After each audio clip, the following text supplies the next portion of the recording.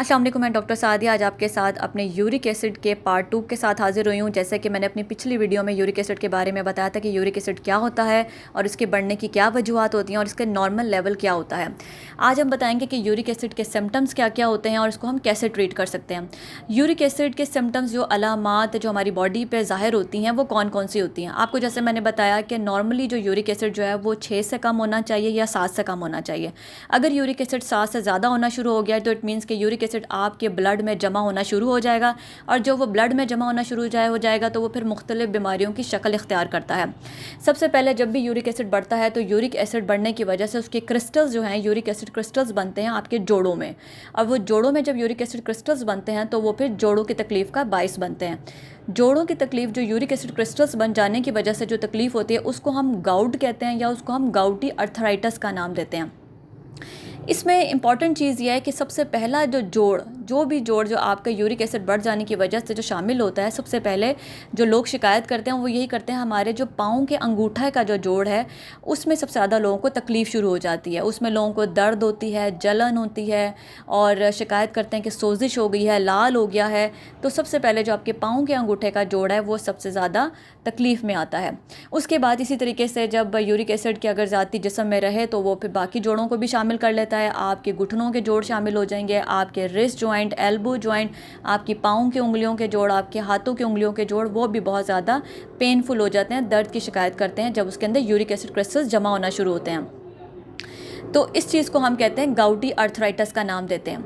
दूसरी अलामत जो यूरिक एसिड बढ़ जाने की वजह से होती है वो होती है गुर्दों में पथरी का बनना। जब भी यूरिक एसिड जब आपके खून में बढ़ता है तो यूरिक एसिड के ज़र्रात जो हैं वो जमा होना शुरू हो जाते हैं आपकी किडनी में, और जिसकी वजह से किडनी में आपकी यूरिक एसिड के स्टोन्स बनना शुरू हो जाते हैं। और यही स्टोन्स जब आपकी किडनी की नालियों में जाके रुकावट का बायस बनते हैं तो वो इस तरीके से आपकी गुर्दों में फिर बीमारियां जन्म लेती हैं। आपके पेशाब में रुकावट होती है, आपको गुर्दों में दर्द होने की शिकायत होती है। तो ये किडनी जो में आपकी यूरिक एसिड स्टोन्स हैं उसकी वजह से आपको किडनी प्रॉब्लम शुरू हो जाती है। तीसरी चीज़ जो यूरिक एसिड बढ़ जाने की वजह से होती है वो है हाई ब्लड प्रेशर। कि जब भी यूरिक एसिड आपके जिस्म में ज़्यादा होता है तो आपको पता है कि अब आपके गुर्दों पे असरार डालता है और पेशाब में भी रुकावट का बायस बन सकता है, पथरियाँ बन जाती हैं। तो उसकी वजह से क्या होता है कि आपका ब्लड प्रेशर जो है वो हाई होना शुरू हो जाता है यूरिक एसिड बढ़ जाने की वजह से। तो इसमें ये हमने यूरिक एसिड का बाद में बताया कि इसमें ब्लड प्रेशर की भी अलामत है। चौथी चीज़ जो यूरिक एसिड बढ़ जाने की वजह से होती है, जैसे मैंने आपको बताया कि जोड़ों की तकलीफ़ सबसे पहले यूरिक एसिड बढ़ जाने की वजह से होती है। इसके साथ साथ जो है जोड़ों में एक और मसला होता है कि जोड़ों की जो जिल्द होती है उस जिल्द के नीचे जो है यूरिक एसिड क्रिस्टल्स जमा होकर टोफाई की शक्ल इख्तियार कर लेते हैं। टोफाई जिसको हम आसान लफ्ज़ों में कहते हैं गिल्टियों की शक्ल इख्तियार कर लेते हैं। तो वो गिल्टियाँ सी बन जाती हैं यूरिक एसिड क्रिस्टल्स की आपके जोड़ों की जिल्द के नीचे, और वो गिल्टियाँ उनको हम अपनी मेडिकली टर्म में टोफाई कहते हैं।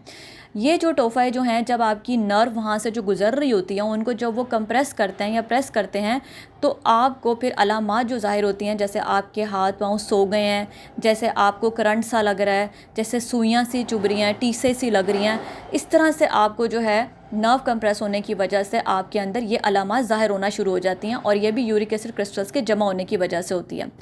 तो ये तमाम वो अलामात हैं जो मैंने आपको बताएं कि यूरिक एसिड का ब्लड में बढ़ जाने की वजह से ये तमाम अलामात आपके जिस्म पे ज़ाहिर होती हैं और बीमारियों की शक्ल इख्तियार करती हैं। अब हमने देखना है कि यूरिक एसिड बढ़ तो गया, अब इसकी अलामात भी हो गई। अब यूरिक एसिड को फ़ौरी तौर पे कंट्रोल भी बहुत ज़्यादा करना ज़रूरी है और साथ साथ इसका ट्रीटमेंट भी लेना ज़रूरी है। तो सबसे पहले जो उसको कंट्रोल किया जाता है अपनी खुराक से। वो लोग जो बहुत ज़्यादा गोश्त का इस्तेमाल करते हैं, जैसे मैंने आपको बताया दालों का इस्तेमाल, मछली का इस्तेमाल, इसके अलावा ऑर्गन मीट जो मैंने आपको बताया जिस तरह के पाए खाते हैं, निहारी खाते हैं, कलेजी, गुर्दों का इस्तेमाल करते हैं, उन लोगों को चाहिए कि सबसे पहले अपनी खुराक से ये तमाम चीज़ों को निकाल दें, अपनी खुराक से इन तमाम चीज़ों को बंद कर दें। जब ये तमाम चीज़ें बंद हो जाएंगी तो उनका यूरिक एसिड फ़ौरी तौर पर कंट्रोल होना शुरू हो जाएगा। लेकिन साथ साथ ज़रूरी है कि अपनी अच्छी खुराक का भी इस्तेमाल करें। अच्छी खुराक जो वो ले सकते हैं सबसे बेहतरीन है सब्ज़ियाँ खाएँ। कम से कम 2 से 3 महीने इतना परहेज़ करें कि अच्छी सी सब्ज़ियों का इस्तेमाल करें। इसके साथ साथ पानी का इस्तेमाल बहुत ज़्यादा अच्छे से करें ताकि यूरिक एसिड के जो ज़रात आपकी किडनी में बन रहे हैं और वो आगे स्टोन्स की शक्ल इख्तियार करेंगे, वो आपके पेशाब के ज़रिए से निकल जाएँ ताकि किडनी स्टोन से बचा जा सके। तो आपने पानी का इस्तेमाल बहुत ज़्यादा करना है। इसके अलावा आपने हर्बल जो चीज़ों का इस्तेमाल, जैसे हर्बल चाय, कहवा है, ग्रीन टी है, इनका इस्तेमाल बहुत ज़्यादा करना है। ये भी यूरिक एसिड को कम करने में फ़ायदेमंद साबित होती हैं। इसी तरीके से आपने जैसे गर्मियों के दिन है, दही का इस्तेमाल, कच्ची लस्सी का इस्तेमाल बहुत ज़्यादा करना है, क्योंकि ये पेशाब आवर होती हैं और इसके ज़रिए आपके जो यूरिक एसिड है वो फ़ौरन से आपके ज़र्रात यूरिक एसिड के बाहर चले जाते हैं पेशाब के ज़रिए। तो आपने दही का इस्तेमाल बहुत ज़्यादा करना है। इसके अलावा जो आपने अपनी ख़ुराक का इस्तेमाल करना है बेहतरीन, जैसे मैंने आपको बताया था कि सब्ज़ियों का आपने ज़रूर बहुत ज़्यादा इस्तेमाल रखना है। तो ये मैंने खुराक से तरीका बताया कि खुराक से आपने किस तरह से यूरिक एसिड को फ़ौरी तौर पे कंट्रोल करना है। इसके साथ साथ ज़रूरी है कि वो लोग जिनके अंदर मोटापे की शिकायत है, मोटापा होने की वजह से भी यूरिक एसिड बढ़ता है, उनको चाहिए कि वॉक लाजमी करें। आधे घंटे की वॉक शाम को लाजमी करें, तेज़ कदम के साथ आधा घंटा चलना है, जिससे यूरिक एसिड का लेवल आपका कम होगा, आपका मोटापे में कमी आएगी तो यूरिक एसिड कम होगा। इसके साथ साथ आपने वर्जिश का एहतमाम ज़रूर करना है। सुबह के टाइम कोई भी खाली पेट कोई टाइम बना लें और जिसमें आपने हल्की फुल्की वर्जिश आधे पौने घंटे की लाजमी करनी है, वो अपनी ज़िंदगी का हिस्सा बनाएं। इस तरह से आपका जब वज़न कम होगा तो आपके यूरिक एसिड में भी कमी आएगी। एक और चीज़ जो मैंने आपको अपनी पिछली वीडियो में बताई थी कि वो लोग जो ब्लड प्रेशर की दवाइयाँ खाते हैं उनके अंदर भी यूरिक एसिड बनता है बहुत ज़्यादा। तो आपने अपने जो फिजिशियन है, अपना मौलिज है, उससे ज़रूर रब्ता करना है, ताकि या तो वो आपके ब्लड प्रेशर की दवाई चेंज कर दें, कोई और सॉल्ट वाली दे दें, या फिर जो ब्लड प्रेशर की दवाई जो आपके लिए लेना ज़रूरी है तो उसकी डोज़ एडजस्ट कर दें, या तो डोज़ को कम कर दें या वो आपकी जो मेडिसन है वो चेंज कर दें, ताकि आपके अंदर जो यूरिक एसिड बहुत ज़्यादा बन चुका है और उसके असरात आपके जिस्म पे आ रहे हैं उसको ख़त्म कर सकें। ये चीज़ मैंने आपको बताई है कि कैसे आप अपनी डाइट से, लाइफस्टाइल से और दवाइयों से किस तरह से यूरिक एसिड को फ़ौरी तौर पे काबू पाएँ।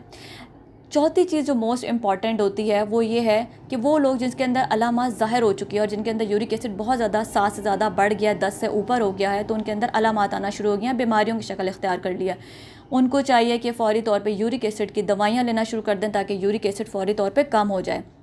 अमूमन जो हम दवाइयाँ लिख के देते हैं यूरिक एसिड की जो होती है वो एलोप्यूरिनॉल और फेबोक्सोस्टैट के नाम से मिलती हैं। ये सॉल्ट नेम होते हैं, मुख्तलिफ़ कंपनीज़ नाम से भी मिलती हैं। मैं एक दो कंपनीज़ नेम आपको बता देती हूँ जो हम अमूमन जो लोग आम रूटीन में यूज़ करते हैं। एक जो दवाई मिलती है वो ज़ाइलोरिक के नाम से मिलती है। ज़ाइलोरिक जो है वो आपकी और इसके अलावा जो दूसरी है वो है गो यूरिक के नाम से मिलती है। ज़ाइलोरिक की अमूमन जो हम स्टार्ट करते हैं डोज़ वो 100 मिलीग्राम से स्टार्ट करते हैं, एक गोली रोज़ाना, और तकरीबन 2 से 3 महीने लाजमी खानी होती है।